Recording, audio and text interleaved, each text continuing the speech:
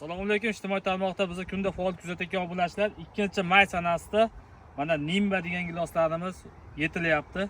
Bitta hosiliga baho berasizlar. Mana bir xilda 28-30 kalibrda.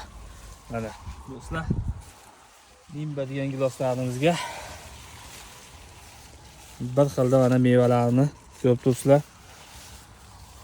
Kim yana shu gilos ko'chati kerak bo'lsa, ko'paytirib qo'yganmiz. Birinchi o'rinda mana mevalarga baho berasizlar.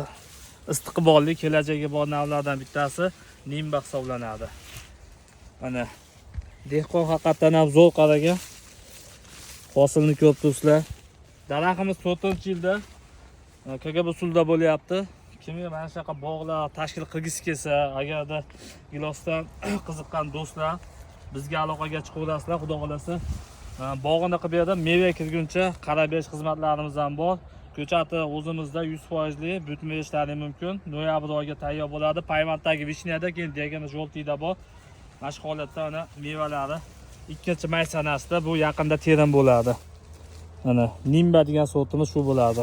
Buni sariqligidan ham usta bo'ladi. Xudo xolasa, o'ta yirik gilos.